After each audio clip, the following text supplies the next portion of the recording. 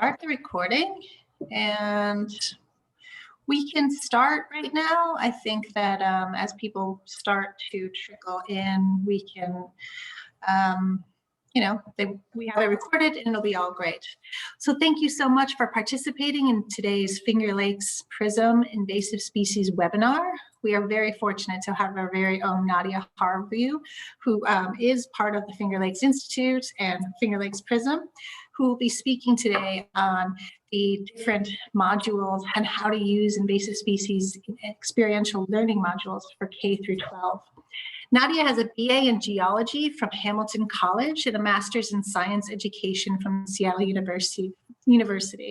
She's been designing innovative field-based environmental education programs in the Finger Lakes region throughout her career. Nadia worked in the Department of Department of Environmental Conservation at Finger Lakes Community College as the K through 12 Conservation Program Coordinator at Mueller Field Station on Honeyway Lake, and as an environmental science adjunct instructor. She has also co-founded a successful K through 12 watershed-based education program for the Canandaigua Lake Watershed Association, served on their board of directors from 2007 to 2020, and has helped launch several ongoing citizen science initiatives to engage volunteers in water quality work. Nadia credits growing up on Canandaigua Lake for sparking her interest in stewardship, education, and protection of the Finger Lakes. So I'll let Nadia take it from here. My name is Hillary Mosier. I am the Finger Lakes PRISM coordinator, and I thank you for attending today. Thanks for that intro, Hillary. I really appreciate it. So welcome, everyone. It's so nice to have you joining us today. As Hillary mentioned, I grew up on one of the Finger Lakes nearby, and even though my background is in geology, I really owe my path into the environmental field due to an invasive species. Some of you might remember when the zebra mussels first kind of showed up in the region here. And at that time, that was the first time I had ever heard of invasive species when scientists and watershed managers were talking about this new threat that was coming into our region. And I imagined that it would be something that would take decades to really create some sort of change in our lake ecosystem.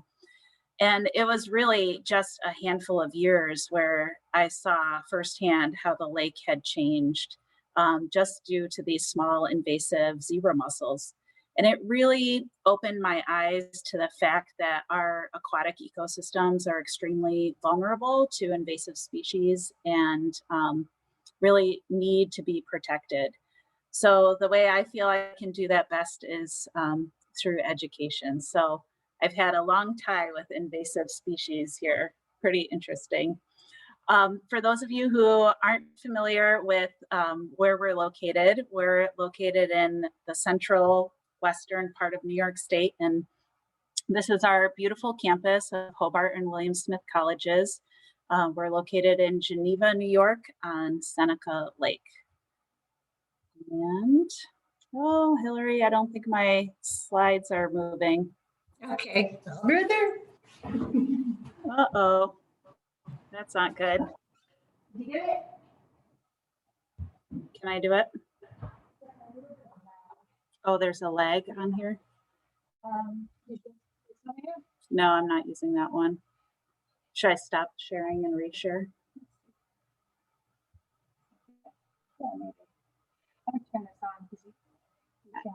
Yeah, I'm not connected to that one. Sorry, you guys.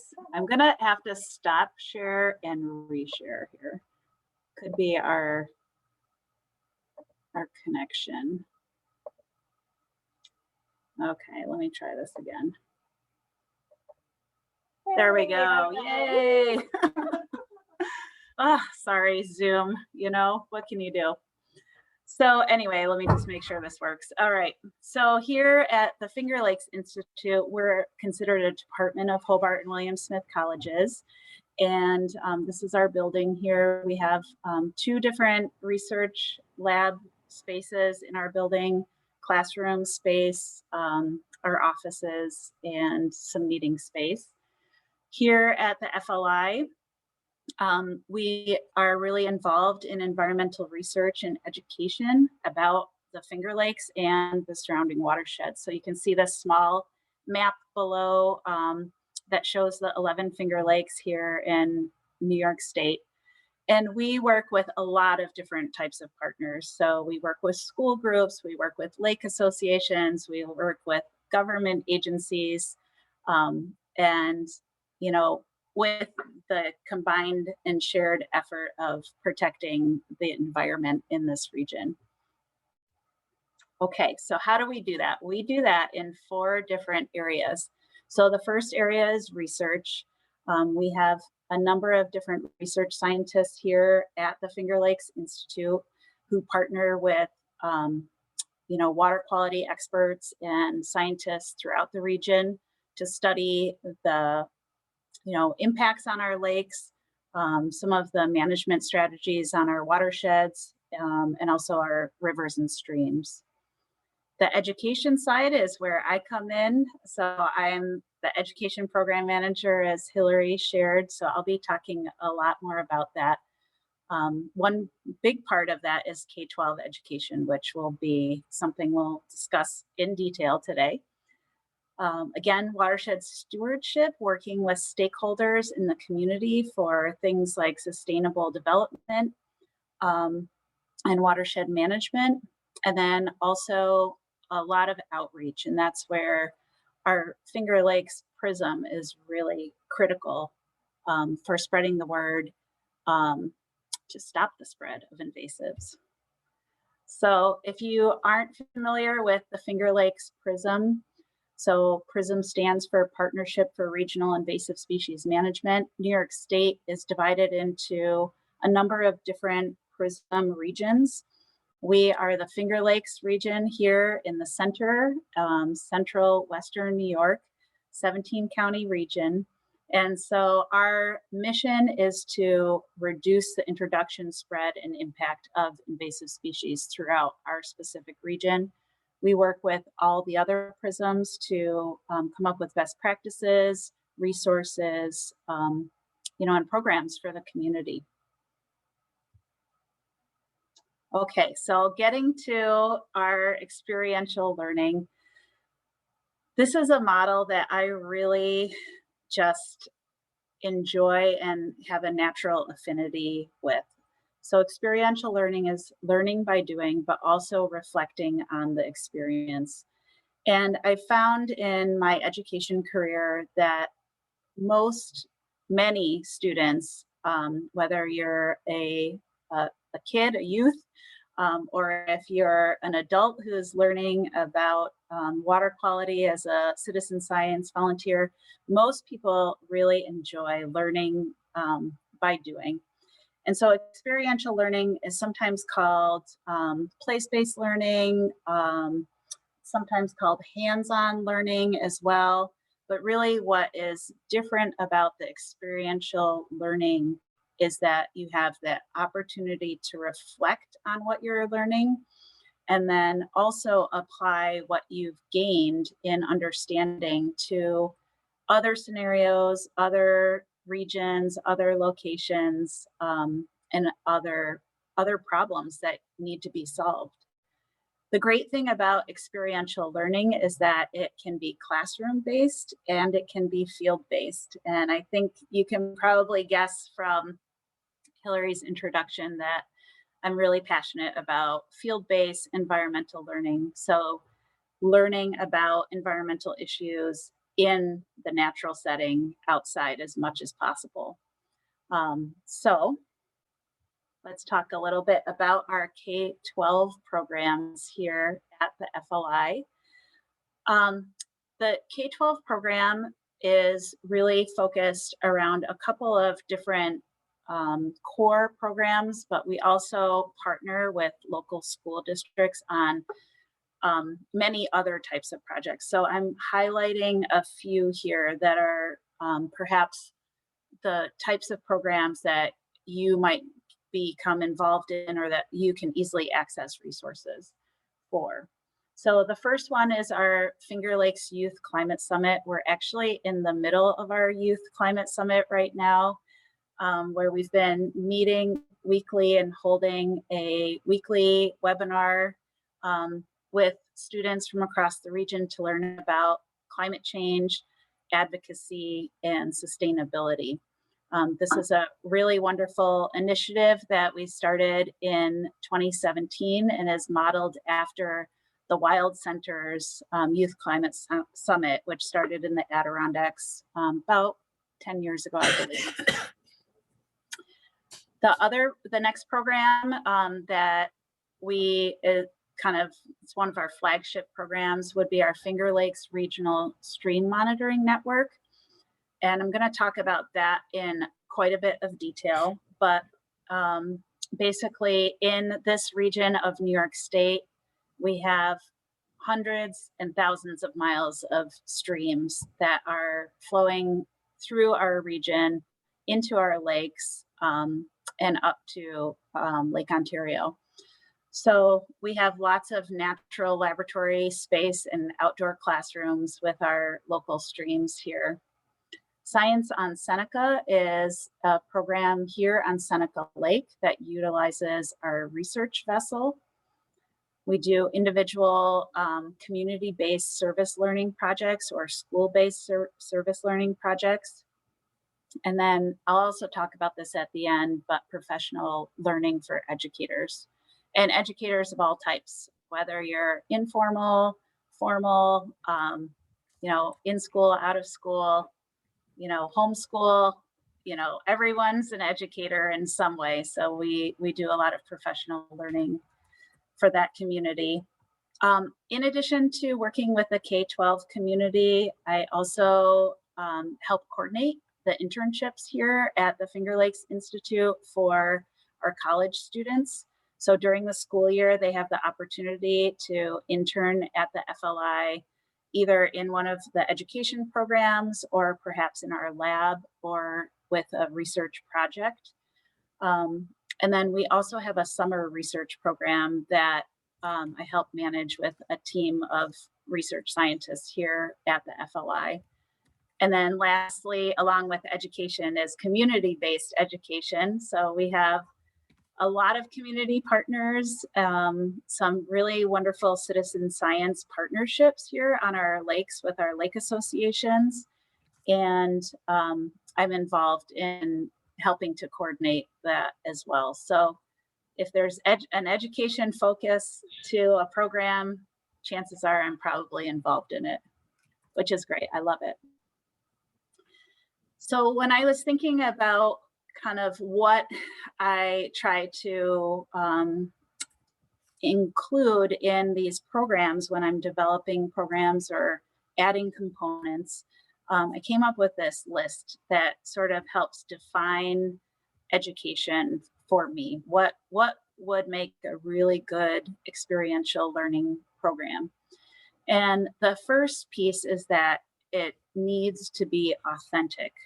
So that can mean a couple of different things. For me, it means that you're really looking at a real life issue or problem that is, facing our community or our environment here. Also with authentic is that as much as possible, we want to include the tools, the techniques, the methods that are the standard practice for scientific community. And so you'll see some examples of that coming up here shortly in a couple of slides. The second thing is, so authentic is really important. You want to have a lot of student buy-in and you want to give them experience as early on as possible, in my opinion, with these authentic methods that they might come across again in the future. Place-based is really important for me as well. I find that students are really drawn to understanding where their local environment is. And maybe these programs allow the students to see their environment in a new and different way. So when possible, for example, with the stream sampling program, we try to find stream sampling locations that are close to their school or close to their community, places where they may have been before or that they see regularly. We don't want to necessarily get them on a bus and like take them to somewhere really far away from their community. So place-based, opportunities is really important. And sometimes it takes a little bit more work to find the right location, physical location. But when we're talking about kind of the Finger Lakes region as a whole, they're able to understand the region as a whole as well. So guided exploration, it's great if the students can feel like they're just out exploring. But if you are an outdoor educator, you know that as students are exploring, there's actually a lot that you have to build into that exploration to support it, kind of behind the scenes. So that's why I use the word guided exploration, because I want to help students learn more about what they're doing, but still give them that sense of exploring on their own. The next piece is is really critical here in our region. We have so many different water bodies that we just can't get to all of them as research scientists and research teams. So citizen science is a really important partnership for our region, not only for youth and for schools, but also for our community members as well. And so knowing that you're contributing data to a broader understanding of the environment, I think is really important. And it also helps with kind of that long-term information acquisition about the health of certain regions. So citizen science is really critical as far as one of the components that we help to incorporate. And then lastly second to last, is discovery and celebrating those moments of discovery. Because even when I go out to a stream, I get excited when I see something for the first time, or see something different, or see a student who's made a discovery for a first time. So celebrating those moments of discovery are really wonderful. And all of these pieces together work for any type of student. And so I really do like experiential learning. I remember early on in my teaching career, one science teacher telling me, apologizing in advance, saying that, this is my difficult class that has a hard time staying on task. And they ended up being the most focused group of students who did the best job in the outdoor environment, identifying aquatic insects out of all the groups that I saw that day. And it was really neat to see that they had this natural aptitude and knack for identifying things. It was really great. Here in New York State, we have the New York State Science Learning Standards that were recently adopted. So we make sure that our curriculum aligns with our New York State standards. And here in the US, I know we have some Canadians, but we have something called the Next Generation Science Standards, and many states have very, very similar versions of that are adapted for their own specific state. Okay, so we're going to talk about our first program here, which is our Finger Lakes Regional Stream Monitoring Network. Sorry, I have to take a sip of water. It's hard to talk this long. So our stream monitoring program has a couple of core components here. We look at the channel characteristics of a stream to look at like the physical properties of the stream, how much power is moving through the stream, is there erosion, what's a substrate like, things like that. So physical science. We look at habitat features. So in the stream, what kind of life do we think the stream could support? Not only aquatic insects, but also fish. We look at water chemistry.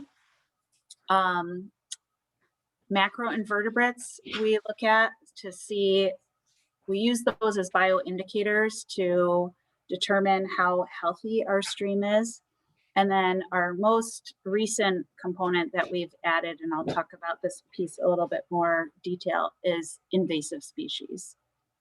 So we typically do a training twice a year. Not this year, we weren't able to do a training for our stream monitoring network, but the good news is we're aiming to do one this summer. So if you're somebody who is local, I'll also show you how you can keep in touch to find out about upcoming events. And once you're trained in our stream monitoring program, then you can borrow the kit of supplies to take your students out to your local stream. And all of the protocols that we have incorporated into our stream sampling program are based off of our New York State Department of Environmental Conservation sampling programs and protocols. So here's just a couple of examples of some of the things that we will have students do. They don't have to, the teachers can decide what components they want to use out of the stream monitoring network program. They don't have to do all the components, and it's very rare that somebody does do all of them in one day.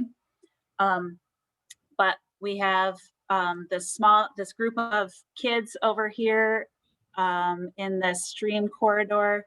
They were looking at the substrate and measuring different size rocks to see, kind of make a guess of how much energy is moving through our stream system.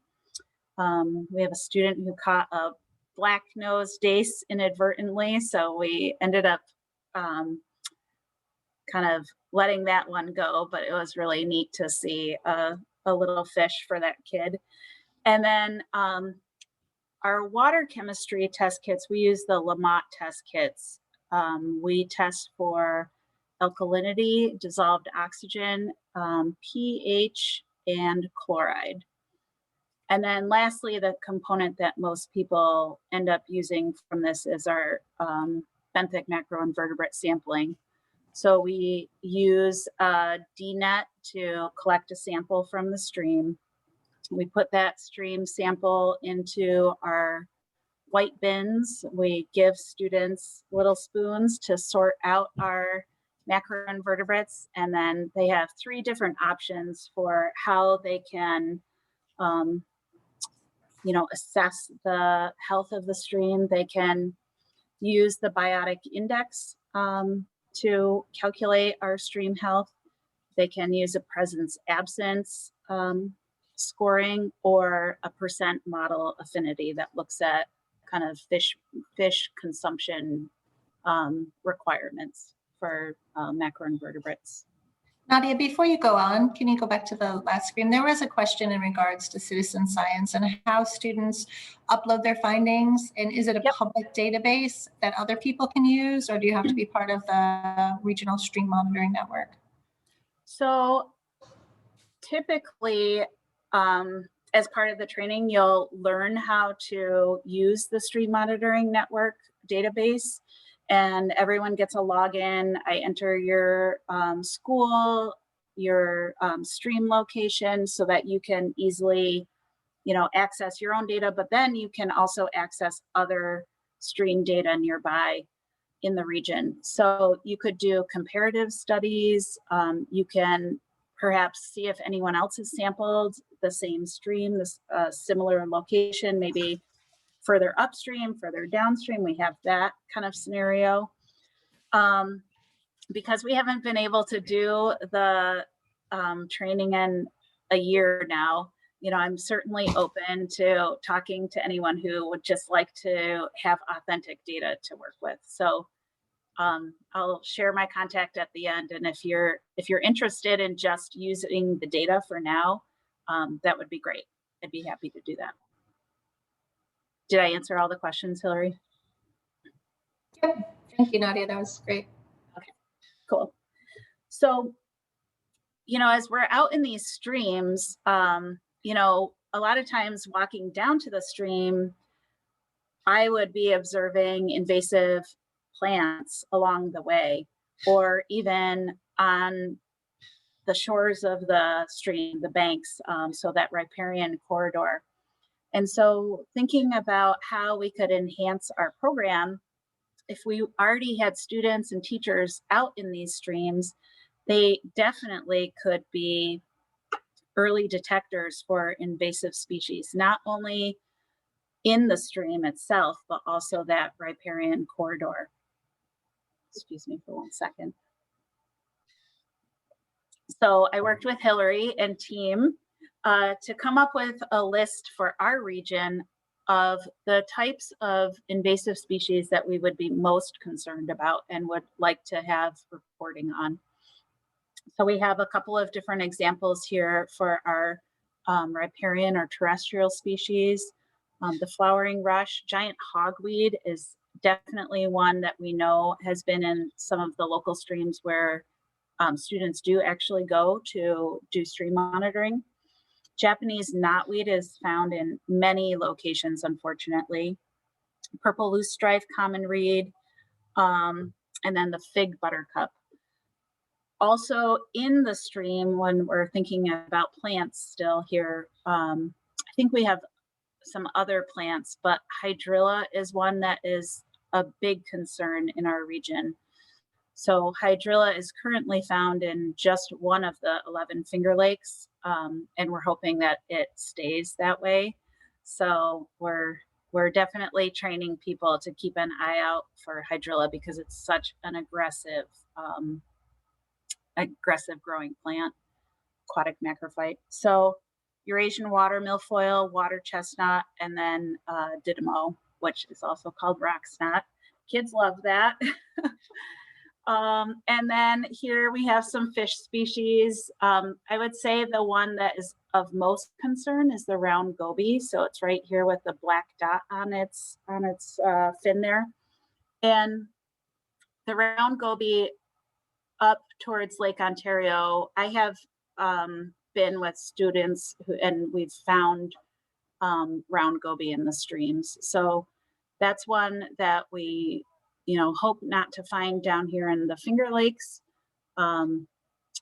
Sea lamprey is another one. So this is being able to incorporate the invasive species into our stream monitoring program is really a way to engage these students and teachers in even more in-depth understanding of our ecosystem, the threats that are there, and making them aware of things that we could help prevent the spread of. And so, for example, if we see purple loosestrife at a stream location, they might be able to identify that somewhere else in their community, and maybe their Boy Scout group would work on a project on that, something like that. So we're really excited about the stream monitoring network program and the invasive species component. Unfortunately, we incorporated that just before COVID, and so our upcoming workshops will have a lot more invasive species training than we've been able to do up till this point. Okay, our next program is Science on Seneca, and this is our research vessel called the William Scandling. I've kind of included a map here of the north end of Seneca Lake, so you can see where Geneva is. The college is kind of right about there. And then this is the typical path that we, oops, sorry. I'm trying to move our pictures here. This is the typical path that we might take here on Science on Seneca field trip. to study lake ecology. So the marina, oh, I lost my mouse again. Shoot. So the marina is there in the starred area. And then typically we go to 3 different sites. We'll go to a deep site, which is 40 to 50 meters deep. We call that the hole.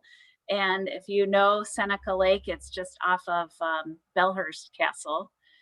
Then we'll go to our mid-depth site, which is around 20 to 30 meters in depth, and then a shallow site, which is 5 to 10 meters.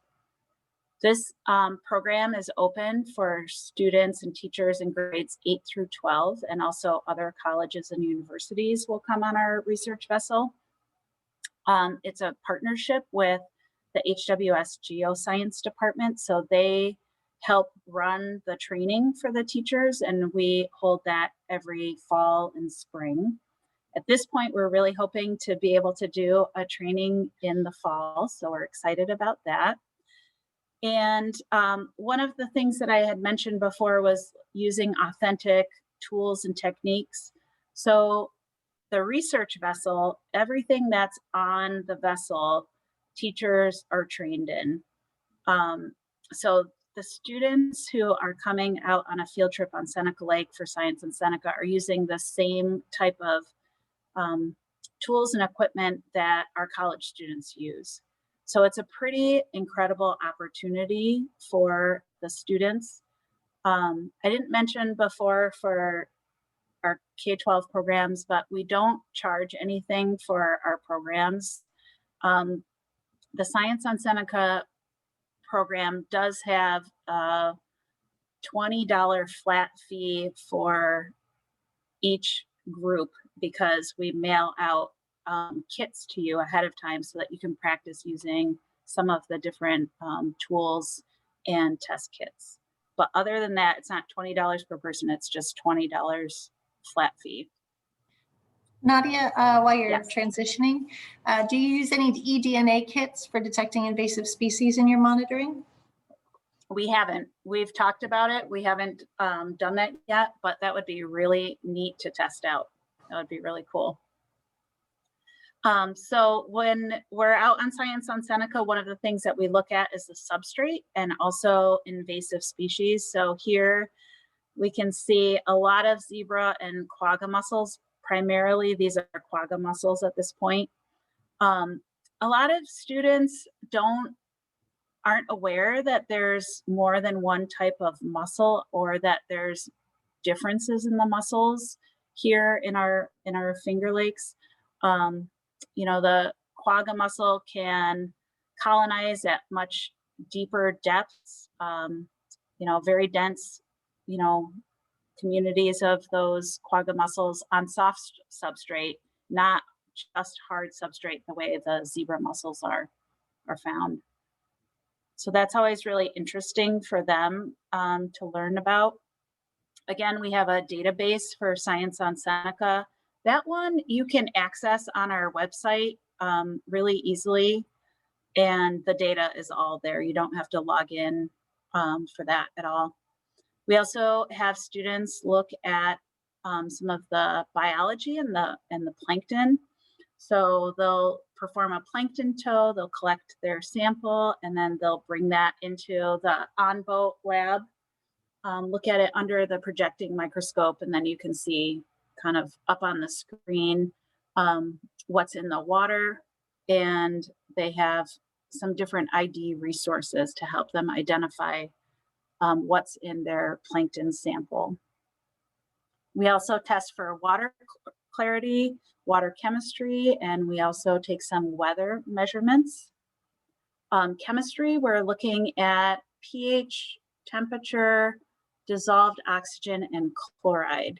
So Seneca Lake is really very unique because it's a much saltier lake than the surrounding Finger Lakes. And we do have active salt mining here in the region. So there are definitely some impacts related to our industry here. And then, so I just wanted to share this story. about these Auburn High School students. This was the last field trip of the year for the year this group came out. And the students were on the sediment dredge station. And so we're looking through the sample there, and all of a sudden they see this little star-shaped thing in this mixed in with the sample. And they're like, oh, what's this? And Hillary had just done a training for us here at the FLI on starry stonewort. I was like, oh my gosh, I can't believe this. This can't be starry stonewort. And unfortunately, it is starry stonewort. It was starry stonewort. But these students were so excited that they made a brand new discovery for Seneca Lake because it hadn't been reported or documented previous to their discovery that starry stonewort was here. We knew it was on neighboring lakes and quite, well established in certain places, but this was the first time that anyone had seen starry stonewort on Seneca Lake. So these two guys, they didn't stop looking through their sample. We motored all the way back to the marina and they were still working on their sample. It was really cool. So thinking more about some of the terrestrial opportunities for students, unfortunately, there are a lot of terrestrial invasives around us, and most likely at your school or wherever you're educating, there are probably terrestrial invasives, within a short distance, walking distance from wherever you're starting. And depending on what age group you're working with, you can do, just a quick ID scavenger hunt type activity, or you can do a little bit more in depth with, doing some actual measurements and things like that. So we worked with a local partner here, the Wayne County Soil and Water Conservation District, to put together an invasive species activity guide. And this is one of the activities from that. We picked out some of our most common terrestrial invasive species, put in a really good picture that would help students identify this invasive, and then gave some very simple instructions for going out, how to find it, how to record it. And then also we have a program here in New York State called IMAP Invasives.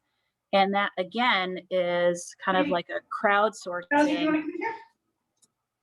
crowdsourcing for invasive species identification and location. So this is a place where we can document, not just citizen scientists, but also managers and researchers can document invasive species that are found in the region.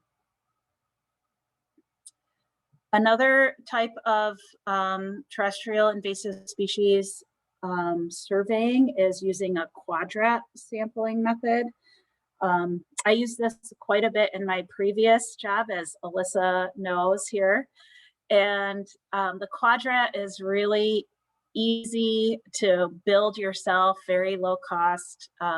It's just a little bit of PVC pipe with some elbows. And you can either do it in a meter square or half meter square. You put it down in different locations, and you can have students do species counts. They can do population densities, percent cover estimations, and they're really useful for comparative studies. Sometimes if you're short on time, you can do the species count without even having to do a lot of the identification. But if you want to do something more in depth, having a really good field guide is super handy. And then the students can spend that time identifying not only the invasive species, but also the native species that are found there. And so the two photos on the bottom here are actually two locations that are fairly adjacent to one another. And we use this kind of as our invasive species kind of surveying area, where we compared the species count on the left with the species count on the right. And as you guys can see just from the pictures, you don't even need to take your meter square out, your quadrat, but you can tell that on our left, we have mostly a monoculture of an invasive grass. And then on the right, we have a lot of different types of plants growing.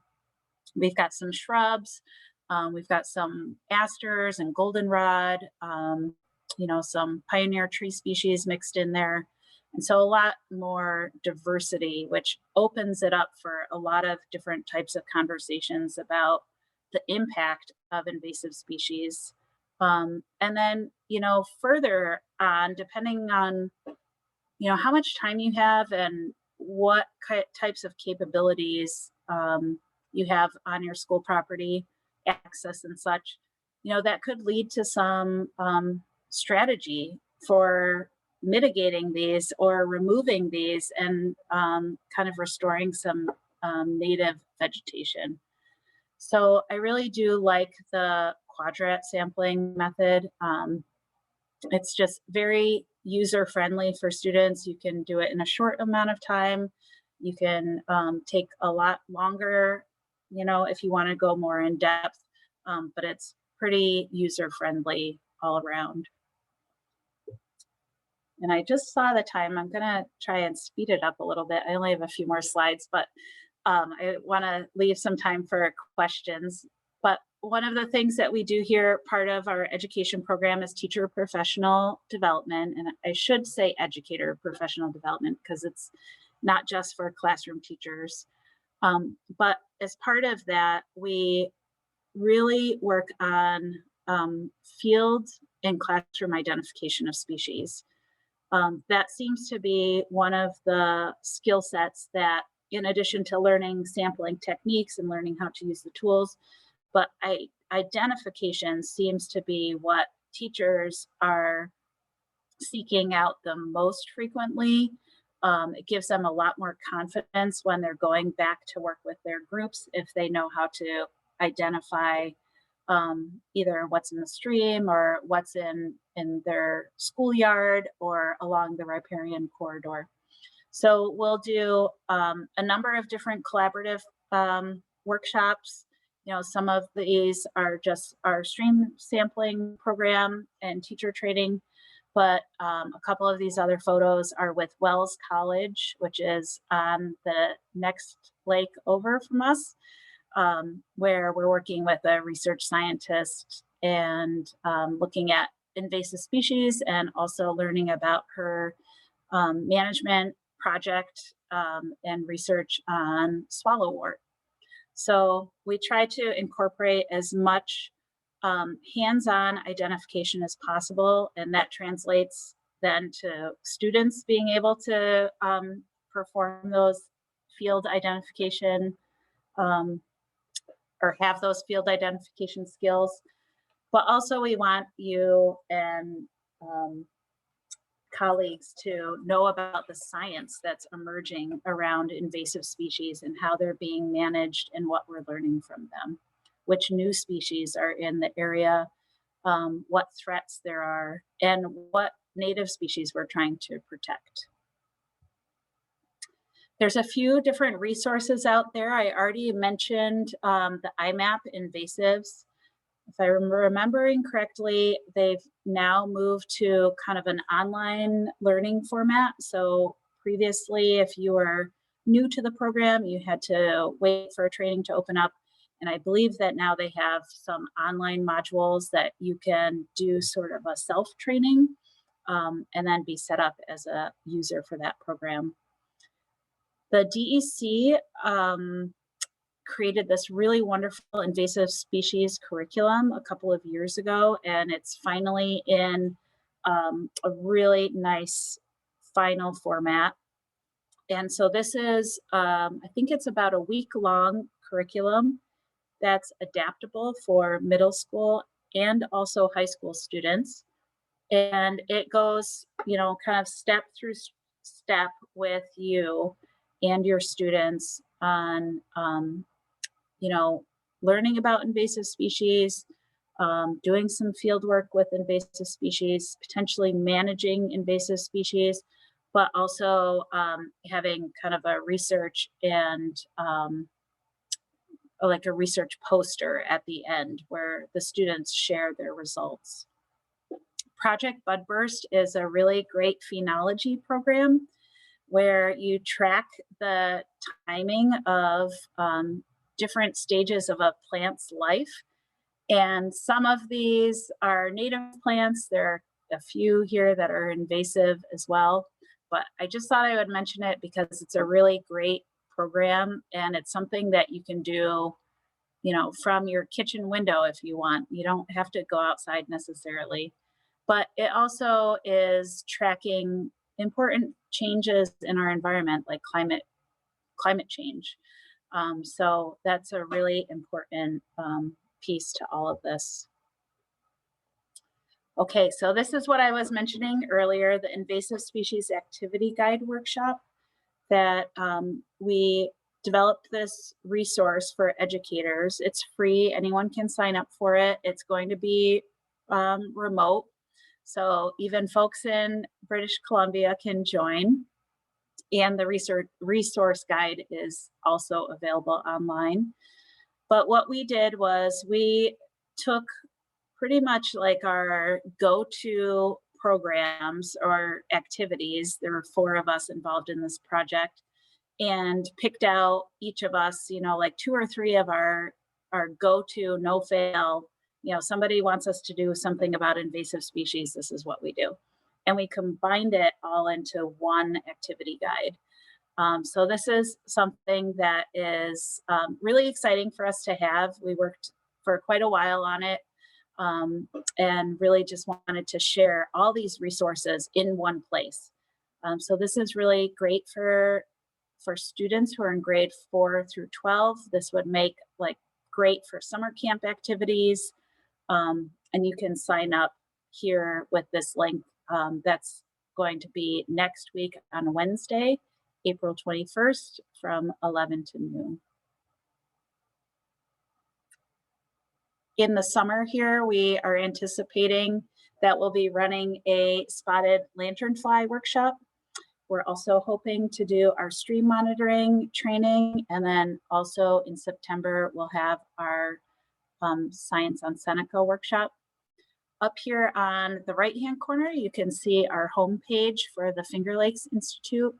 And a lot of these programs are going to be listed under the education link. So if you clicked on education, then a whole bunch of information would show up about that. And the way I primarily communicate events that are coming up is by listing them on our website. And also 3 times a year, I send out our e-newsletter. So I send out our e-newsletter in the fall to announce any sort of fall workshops or events. Typically the winter tends to be kind of quiet. So I usually do like a late winter for any of our upcoming spring events, and then something for any summer events. So if you wanted to receive our e-newsletter, and I promise you, I do not overuse that, you'll get that 3 times a year at a minimum, usually not more than that.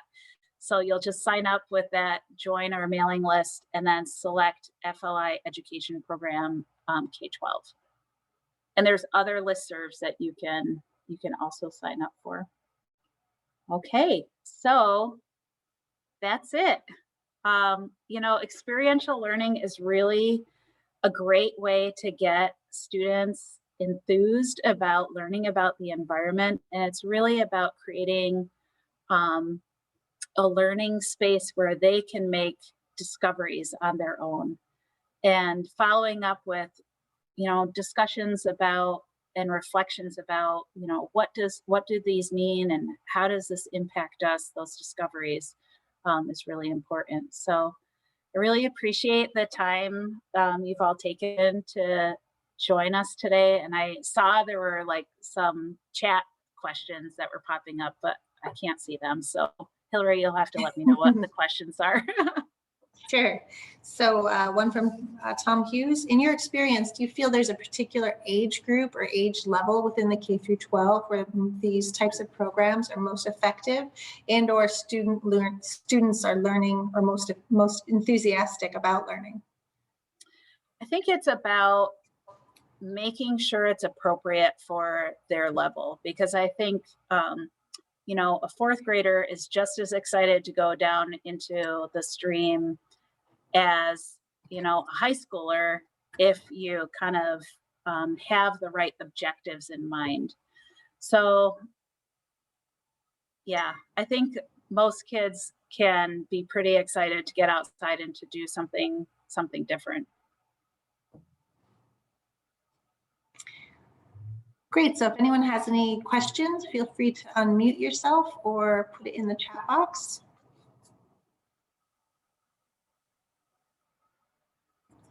I guess that means that you covered everything so beautifully that everyone's taking all this information and just digesting it and, you know, analyzing it for future questions, I bet. So I'm going to put Nadia's email address in the chat box. And if you do have any questions, please feel free to reach out to her. You know, we're all in this together and we're all, you know, sludging through trying to do the best programming that we can possibly do to engage students. We know that it gets harder each year, but luckily Nadia has a real knack for this. Another question came in. How much do teachers do programming on their own after their training, or are they mostly doing the programs with you? That's a really great question and something I meant to mention. So typically when we do these workshops, we're training the teachers to go out on their own and lead these experiences independently. However, I typically go out at least the first time with the teachers as much as I can, unless there's a big conflict. But the education program is just me, so it's really hard to be with everyone during the field trip season, because the field trip season is very, very short here. We have a really small window where we can get students outside, and you know, weather dependent too. So yeah, if you're somebody who feels confident with the material, you know, you can go right ahead and, you know, do it all on your own. That's great.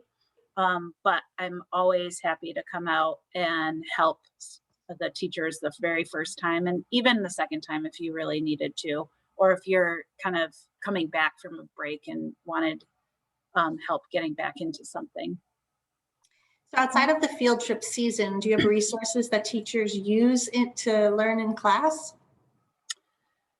Yes. So right now we're doing something called the reverse field trip, and this might be something we'll continue doing, where we bring samples in to teachers to use in their classroom. And I think this pandemic has really sort of highlighted the fact that it's going to be hard for schools to get back into field trip modes. Not just because of social distancing, but also budgetarily.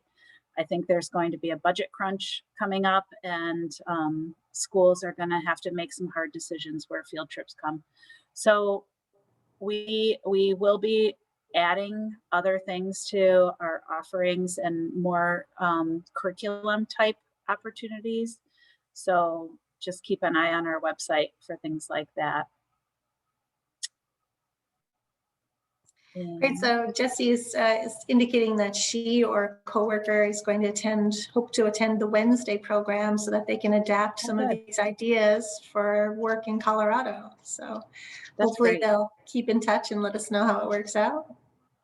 Yeah, and I know this was a really quick overview of a lot of different things, and so we didn't get to go real in depth into the actual like invasive species component, like how you do all the different techniques.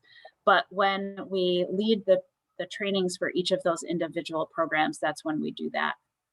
So a lot more detail, you know, comes with these individual programs. Now, will any teacher trainings be available online for people who are interested who are outside of the region? Yeah, I just did one with the DEC on using Project Wet and Aquatic Wild, and we tested out the remote format, and that worked great, you know, the virtual format. Some of these things like the invasive species component for the stream monitoring program, I've thought about doing online as a webinar type experience. So yeah, definitely we're gonna be offering different types of formats, that's for sure.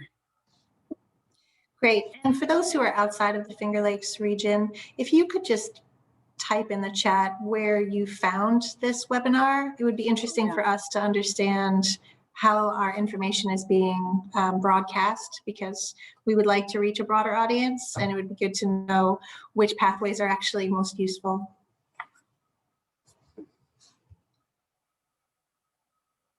Okay, Project Wild. Oh yes. A lot of forwards, it looks like. Yes, that's good. It must be from the workshop we just did. Yeah, it must be a workshop thing. So that's very good information to understand how this information is getting out there, so that we can increase our messaging, because obviously it behooves us all if we can information share and, you know, just share resources as we have them. It doesn't look like there is any more questions, or there are any more questions, and it's 11:59. So I think we're right on target, right on schedule. I want to thank Nadia. Thank you so much for this amazing presentation and all the work that you do in the Finger Lakes region. It is quite amazing. And thank you to you, all of you who are on this call and who are going to be hopefully utilizing some of these resources. We'd love to hear from you as you start to adapt them to your region. Thanks, everyone. Maybe we'll see you next Wednesday. Take care.